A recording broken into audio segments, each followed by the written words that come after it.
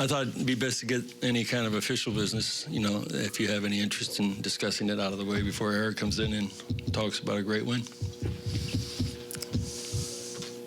Pat, can we start with the Gerald Green incident? What exactly happened that determined that you should suspend him 2 days for conduct detrimental to the team? It's personal, and I think I'm going to leave it at that. So it's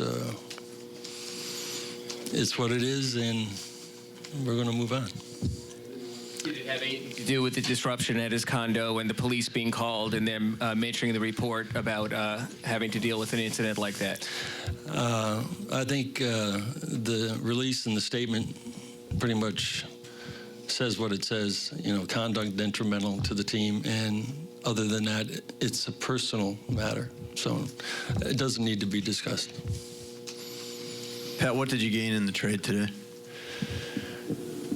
It would take about a half an hour. If you ever want to sit down in my office, we could talk about going back to all the moving parts, with this team and the transition from a championship team to where we are today. It has a lot to do with young. It has a lot to do with opportunity. It has a lot to do with the platform. Where we see the team in the future, it has a lot to do with the economics of the game. And so all the moving parts in building this team and not knowing exactly where it is. But what we do like is we like Justice, and we like Tyler, and we like Josh a lot. And I think you got to give sometimes people room to really grow. Now, we're going to miss Mario. I mean, we love the guy. He's been here 7 years, won 2 championships, and this is not an easy day for me or for the organization. And James was another young guy, but, we've decided to give these young guys some room to grow and gain confidence, and they're not just going to do it in the D-League. And so sometimes you have to make those kinds of decisions. Pat, have you gotten all the answers that you need out of Gerald to clarify whatever's in your own mind, with respect that it's a personal thing for him, but have you gotten all the information you need, and do you still have confidence in him to be part of this thing going forward? Yes. Yeah.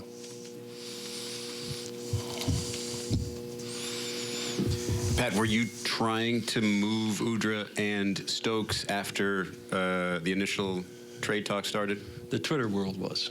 The Twitter. Absolutely. But you weren't. They were. No, not at all. No, we're not actively, and we're not actively pursuing anything else other than what we have today. I mean, there's a long, long season ahead of us to see how this develops, but we like Beno, and he's had a great relationship with Gorn over the years. When Chet and I were scouting Tennessee at Kentucky a couple of years ago, I saw this big guy in Jarnell Stokes playing with Josh Richardson, by the way, at the time. And so, he's a beast. He's young. He's 22 years old, and we'll just see what happens. So, but we weren't trying to do anything else. Pat, because you mentioned the economic realities of the NBA, to get below the luxury tax, you would still have to make another move at some point. How important is it to reset for this team and to work below the luxury tax because of the options? Sorry. This is Mickey calling. It's still I want to make sure I didn't answer that one. That's my wife. So anyhow. Only with you, Harry, would he call. Yeah, you did that on purpose. We all know that. How much does the fact that you still need to make another move to get below the tax impact what you will do going forward? It's always been our philosophy, and I think Mickey has proven that over the 20 years that he has, been the owner, that he wants to win, and he wants to win now, and I don't think we would ever sacrifice a competitiveness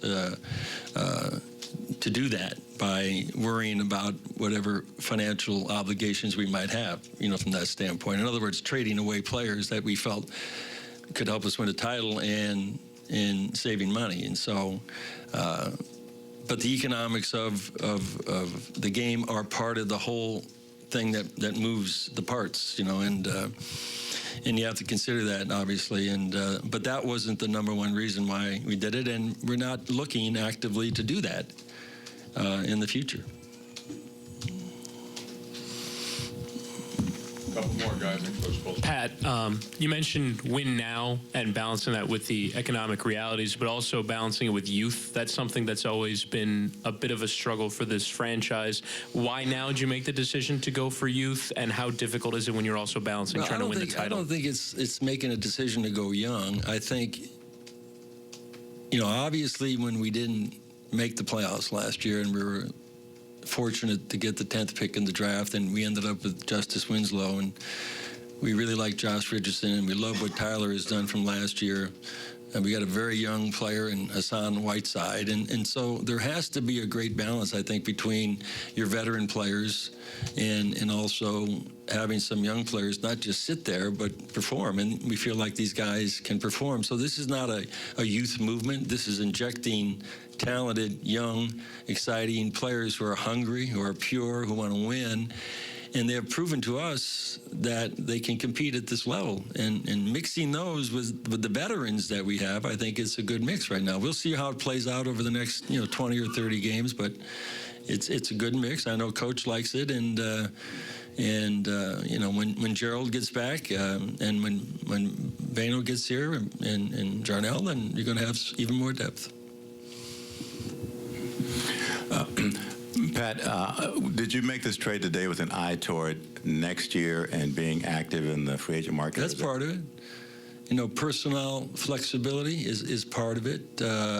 Cap flexibility is part of the whole thing, and what our plan might be in the future. And so right now we know we can have that kind of flexibility in the free agent market, but that's not a primary objective of ours. But we know we have the flexibility, and I think that is part of all of these moving parts in this transition from a championship team to try to get back to a championship team. I think this summer, with all the guys that we got to come back, that were free agents that could have gone somewhere else, we kept the core of the team together, but we also kept our flexibility.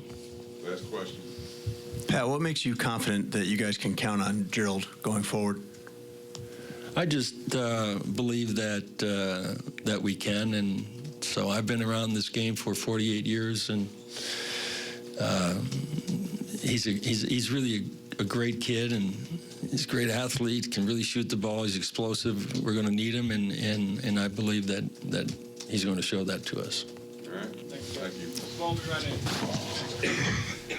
Heat President Pat Riley giving you the inside and the insight to today's suspension of Gerald Green and the trade between the Heat and the Grizzlies, seeing both Ennis and Chalmers off to a new horizon.